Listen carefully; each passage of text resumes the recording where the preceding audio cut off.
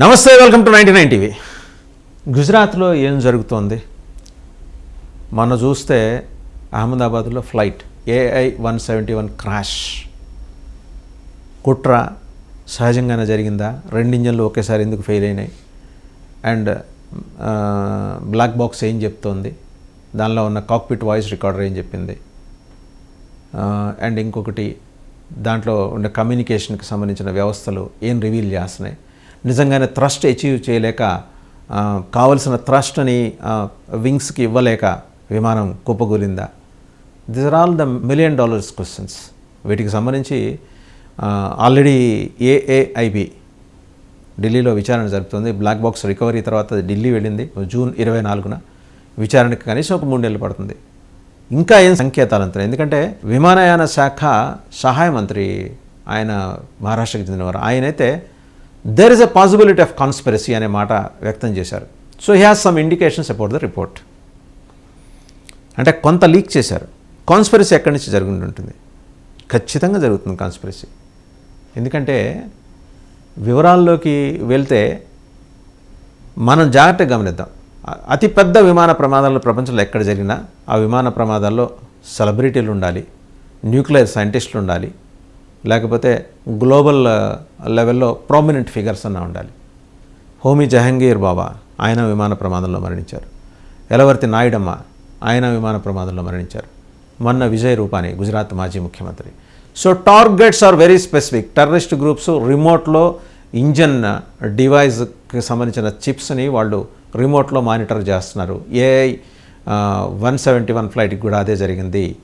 Boeing dream liner ప్రత్యేకించి బోల్డ్ అన్ని తప్పుడు తరక వ్యవహారాలతోటి వాటిని తయారు చేస్తున్నారని, దానికి సంబంధించిన అంశాలని ఒక విజిల్ బ్లోయర్, అందులో పనిచేసిన మాజీ మేనేజర్ ఆయన లేవనెత్తితే ఆయన లాస్ట్ ఇయర్ అనుమానాస్పద స్థితిలో మృతి చెందారు. ఆ రిపోర్ట్స్ అన్ని మనం చూసాం, చదివాం, విన్నాం, కన్నాం.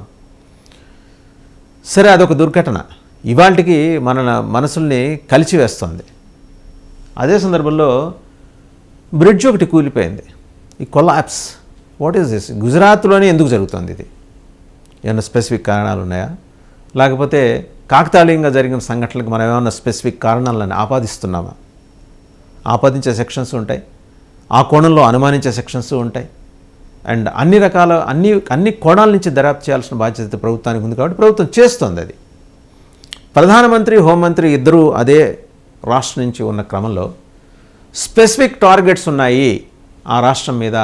ఆ రాష్ట్రంలో సాధారణ జనజీవనాన్ని అతలాకుతలం చేసి ఆ రాష్ట్రం పట్ల భయాందోళనలు క్రియేట్ చేయటం అండ్ దేశంలో అస్థిరతని పెంచి పోషించటం లాంటి కొన్ని కార్యక్రమాల కోసం వాళ్ళు ఉగ్రవాదులు ఇలాంటి కుట్రలు పన్నారనే వార్తలు వస్తున్నాయి.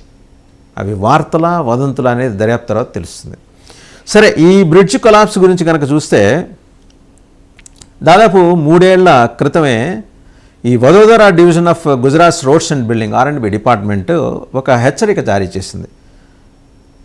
ఏంటో ఒక లెటర్ రాస్తూ అన్యూజువల్ వైబ్రేషన్స్ ఉన్నాయి ఈ ముస్పూర్ గంభీరా బ్రిడ్జి దగ్గర, అన్యూజువల్ వైబ్రేషన్స్ కనిపిస్తున్నాయి, ఇది డేంజరస్ కండిషన్లోకి వెళ్ళిపోయిందని చెప్పేసి అప్పట్లో ఎప్పుడు 3 ఏళ్ల క్రితమే రాశారు వాళ్ళు. దీన్ని ఇక్కడ మొత్తం ఇది 43 ఏళ్ళు ఈ బ్రిడ్జి కట్టి 43 ఏళ్ళలో కొలాప్స్ అయిన క్రమంలో 12 మంది చనిపోయారు, మన అందరికీ తెలిసిందే. And Vadodara district Panchayat member ఒక ఆయన హర్షాద్ సింగ్ పర్మార్ అనే ఆయన ఏం చెప్తుకుంటూ వచ్చారంటే, despite our warnings the R&B department did not act on the matter అని చెప్పేసి ఆయన ఎప్పుడు ఆగస్ట్ 4, 2022లోనే ఆయన ఈ విషయం చెప్పారు. పంచాయత్ మెంబర్ ఫ్రమ్ ముస్పూర్, ఈ ముస్పూర్ గంభీరా బ్రిడ్జికి ఆనుకునే ముస్పూర్ ఉంటుంది, దాని పంచాయత్ మెంబర్ ఆయన 2022 ఆగస్ట్ 4లోనే ఈ విషయాన్ని R&B దృష్టికి తీసుకెళ్లారు. ఇదంతా ఏంటంటే Indian express series of incidents అన్నింటినీ ఇండియన్ ఎక్స్ప్రెస్ ఒక కథనంలాగా రూపొందించి అందించిందనమాట. అంటే అసలు ఎప్పుడెప్పుడు దీనికి సంబంధించిన సంఘటనలు చోటు చేసుకున్నాయి, ఎలాంటి అలర్ట్స్ వచ్చినాయి, అప్పుడు ఎలాంటి ప్రికాషనరీ మెజర్స్ తీసుకునే ప్రయత్నం జరిగింది, లేకపోతే తీసుకోలేదు, ఇవన్నీ కూడా అనమాట. సరే, మిగిలిన వివరాల్లోకి వెళ్తే ఒక ఎగ్జిక్యూటివ్ ఇంజనీర్ ఆయన ఏం చెప్పారంటే, నైనిష్ నాయక్వాల్ అనే ఆయన in our inspection report of the bridge, there was no major damage indicated. It was not dilapidated. The bearing coat was damaged and the repair had been carried out last year accordingly. ఎందుకు ఇంతకు భిన్నంగా ఆయన చెప్తున్నారు, ఆయన engineer. Major పెద్ద damage ఏం లేదు, చిన్న చితకా ఉంటే మేము we have addressed that issue అని చెప్తున్నారు. అయితే పర్మార్ గారు పంచాయత్ మెంబర్ ఆయన ఏం చేస్తున్నారంటే, ఆయన హర్షద్ సింగ్ పర్మార్ గారు ఆయన అంటే డెవలప్డ్ స్ట్రక్చర్, ఇది డెవలప్డ్ స్ట్రక్చరే, బాగా శిథిలం అయిపోయింది అని ఆయన మొత్తుకుంటా ఉన్నారు. ఇప్పుడు కాదు, 3 ఏళ్ల నుంచి మొత్తుకుంటా ఉన్నారు. 2021లోనే బ్రిడ్జి డిస్ట్రెస్ సైన్స్ చూపించింది, సర్ఫేస్ డెవలపింగ్, ఆ సర్ఫేస్ మీద గ్యాప్స్ డెవలప్ అవుతూ వచ్చినాయి చాలా ప్లేసెస్లో. ఇది ఎవరికైనా ఒక కామన్ మ్యాన్ కూడా చెప్పగలరు. అండ్ ఇంకోటి, కింద నది పారుతోంది, ఆ నది కింద నుంచి చూసిన ఆ గ్యాప్స్ స్పష్టంగా కనిపిస్తున్నాయి, ఎలా వదిలేశారు దీన్ని అని చెప్పేసి. Since 2022 we have observed unusual vibrations in the bridge such that one would be overcome with fear if heavy vehicles were passing through. So అంత క్లియర్గా హెవీ వెహికల్స్ వెళ్ళేప్పుడు బ్రిడ్జ్ అలా ఊగిసలాట అనేది మేము నోటీస్ చేసాం. ఇప్పుడు కాదు, 2022 నుంచి చెప్తున్నాం, ఆయన కూడా పట్టించుకోలేదు. సరే, ఈ సంవత్సరమే అది కూడా విమాన ప్రమాదం జరిగిన 2 నెలల వ్యవధి లోపలే ఈ బ్రిడ్జ్ ఎందుకు కొలాప్స్ అయింది? Any conspiracy angle?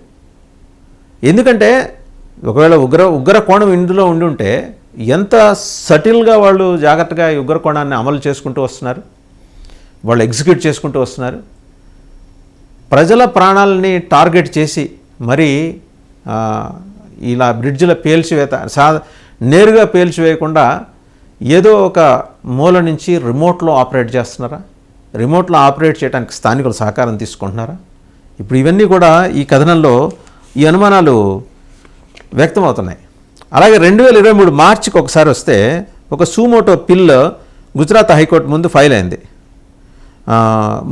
Morbi bridge collapse గురించి. అప్పుడు స్టేట్ గవర్నమెంట్కి ఏం చెప్పిందంటే హైకోర్టుకి, it has formulated a policy for the inspection and upkeep of bridges in municipalities and municipal corporation చెప్తుంది. ఏముంది కౌంటర్ ఇచ్చినప్పుడు, అయ్యా లేదు మేము జాగ్రత్తగా ఉంటాం, ఈసారి నుంచి మేము ప్రత్యేకమైన కమిటీలు వేసి ఎప్పటికప్పుడు దఫాలుగా మేము విచారణ చేసి దాన్ని మేము మేనేజ్ చేసుకుంటాం, ఇబ్బంది లేకుండా చూసుకుంటాం.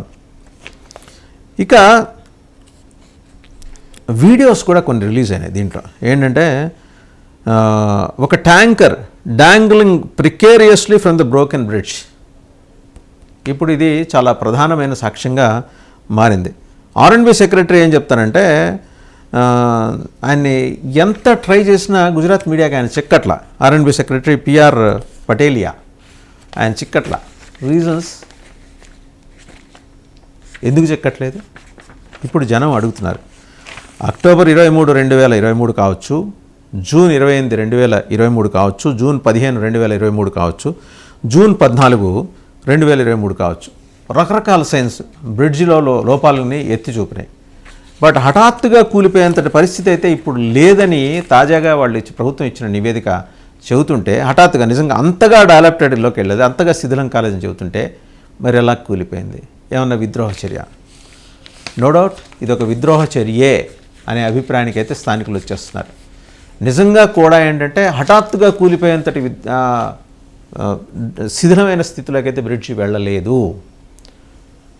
అలాగే టేకాఫ్ ముందు నార్మాలసీని ఇండికేట్ చేసిన AI-171 కూడా టేకాఫ్ అయిన కొద్ది క్షణాలకే 890 అడుగుల ఎత్తులో కూలిపోయిందంటే, సో కాన్స్పిరసీ యాంగిల్. అక్కడ పౌర విమానయాన శాఖ మంత్రి, ఇక్కడ R&B అధికారులు. అక్కడ ఆయన ఓపెన్గా పౌర విమానయాన శాఖ సహాయ మంత్రి ఓపెన్గా చెప్పారు, దెర్ ఇస్ అ పాసిబిలిటీ అన్నారు. He has indicated, other way around he has indicated there is a possibility అని. ఏమనుకోవాలి, ఒక గుజరాత్లోనే ఎందుకు ఇలా జరుగుతుంది? So there must be some reason, some conspiracy which the probing agencies, నిఘా సంస్థలు వాళ్ళు దర్యాప్తు చేయాల్సింది, లోకల్ పోలీస్ చేసేవైతే కాదు.